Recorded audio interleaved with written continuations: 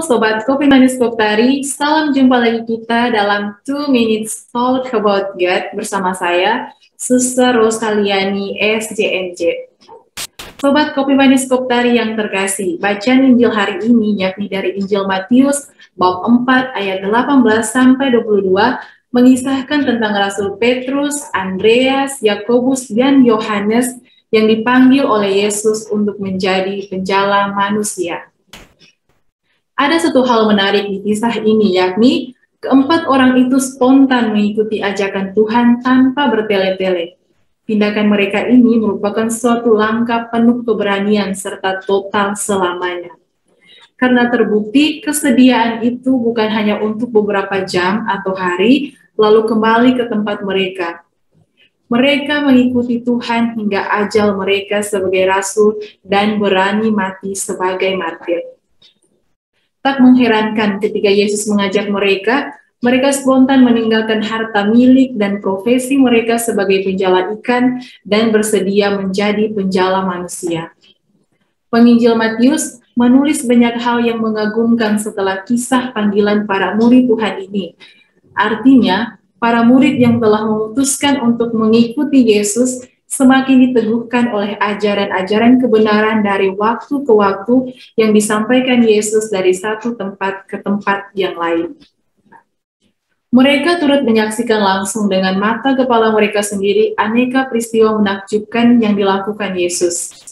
Mereka juga adalah saksi hidup, wafat, dan kebangkitan Tuhan serta peristiwa Pentakosta.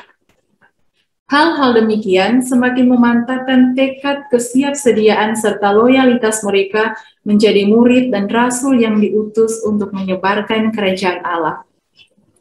Miliaran lebih orang menjadi Kristen termasuk kita semua karena kesetiaan, dan pengorbanan para rasul Tuhan menyebarkan kerajaan Allah, bahkan rela mati, termasuk Rasul Andreas yang kita rayakan pestanya pada hari ini, juga rela mati demi kerajaan Allah. Rasul Andreas sendiri menyebarkan kerajaan Allah di Rusia dan Yunani, hingga mati karena digantung di salib berbentuk X selama 2 hari di Patras.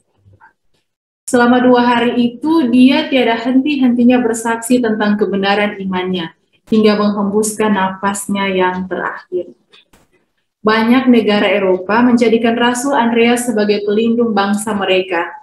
Negara Skotlandia secara khusus menggunakan salib X pada bendera negara mereka sebagai suatu bentuk penghormatan pada Rasul Andreas bagi tumbuhnya iman Kristiani di wilayah Eropa. Belajar dari kisah kesediaan dan kesetiaan Rasul Andreas dan kawan-kawannya, kita semua hendaknya semakin bertekad untuk tekun setia menjadi murid dan rasul utusan Tuhan hingga akhir hayat kita. Tekad kita ini akan semakin teguh bila ada ruang dan waktu dalam hidup kita untuk merenungkan kebenaran-kebenaran sejati yang kita temukan dalam pengalaman dan berbagai peristiwa, juga hal yang kita alami atau saksikan dalam keseharian kita. Semoga Santo Andreas mendoakan kita semua agar dengan penuh kerelaan hati mau menjadi rasul misionaris yang penuh kasih di zaman sekarang ini. Tuhan mengasihimu.